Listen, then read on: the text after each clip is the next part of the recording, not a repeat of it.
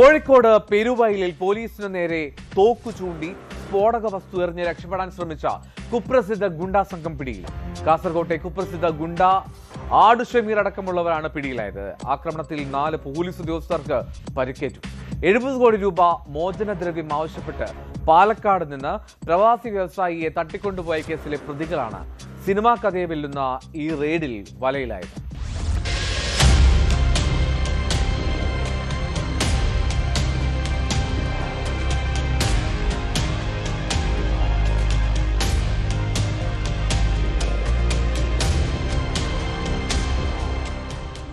പെരുവയലിലെ വില്ലയിലായിരുന്നു സംഭവം. പ്രവാസി വ്യവസായിയെ തട്ടിക്കൊണ്ടുപോയ കേസ് അന്വേഷിക്കുന്ന ഒറ്റപ്പാലത്തെ പ്രത്യേക പോലീസ് സംഘം വീട് വളഞ്ഞതോടെയായിരുന്നു നാടകീയ രംഗങ്ങൾ. അറസ്റ്റിന് വഴങ്ങണമെന്നാവശ്യപ്പെട്ടതോടെ പോലീസിന് നേരെ തോക്കു ചൂണ്ടിയ ശേഷം ഗുണ്ടകൾ പന്നിപ്പടക്കമെറിയുകയായിരുന്നു. അക്രമത്തിൽ പരിക്കേറ്റ 4 പോലീസുകാർ നിലവിൽ മെഡിക്കൽ കോളേജ് ആശുപത്രിയിൽ ചികിത്സയിലാണ്. മാവൂർ പോലീസ് സ്റ്റേഷനിൽ നിന്നും കൂടുതൽ ഉദ്യോഗസ്ഥർ സ്ഥലത്തെത്തിയാണ് പ്രതികളെ കീഴടക്കിയത്. ഇവര് ഒരു റോബറി കേസിലെ പ്രതികളാണ്. അവരെ രഹസ്യവിവരം കിട്ടി, അതിനനുസരിച്ച് ഇങ്ങോട്ട് വന്നു. ആ സമയത്ത് ഇവര് ഞങ്ങളെ ആക്രമിക്കുകയായിരുന്നു. തോക്ക് ചൂണ്ടി തോക്ക് കീഴ്പ്പെടുത്താൻ നോക്കുന്ന സമയത്ത് അത് ഏറുപടക്കം എറിഞ്ഞു.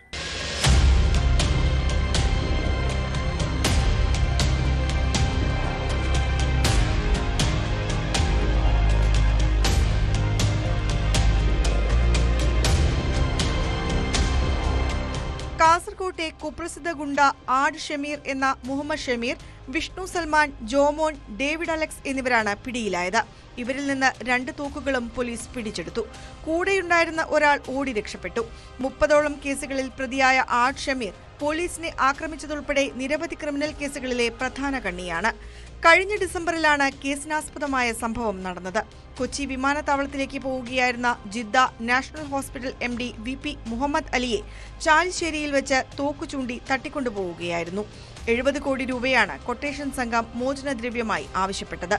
ഒറ്റപ്പാലത്തെ രഹസ്യതാവളത്തിൽ പാർപ്പിച്ചിരുന്ന ഇദ്ദേഹം പ്രതികൾ മദ്യലഹരിയിൽ മയങ്ങിയപ്പോൾ അതിസാഹസികമായി രക്ഷപ്പെടുകയായിരുന്നു.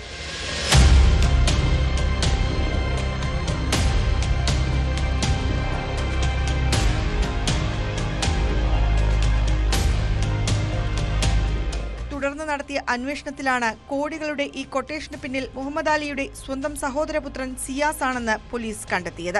ബിസിനസ് തട്ടിപ്പിൽ നിന്ന് ഒഴിവാക്കിയതിന്റെ വൈരാഗ്യത്തിലായിരുന്നു കൊട്ടേഷൻ. സിയാസിനെയും കുറ്റകൃത്യം ഏകോപിപ്പിച്ച നിസാം, ഒളിവിൽ പോകാൻ സഹായിച്ച കൊടുവള്ളി സ്വദേശി അബ്ദുൾ മനാഫ് എന്നിവരെയും ഉൾപ്പെടെ 20ഓളം പേരെ ഇതിനകം പാലക്കാട് പോലീസ് അറസ്റ്റ് ചെയ്തിട്ടുണ്ട്. ഖത്തറിലിരുന്ന് കൊട്ടേഷൻ നിയന്ത്രിച്ച റഫീഖ് എന്ന പ്രതിയെ നാട്ടിലെത്തിക്കാനുള്ള ശ്രമത്തിലാണ് പോലീസ്.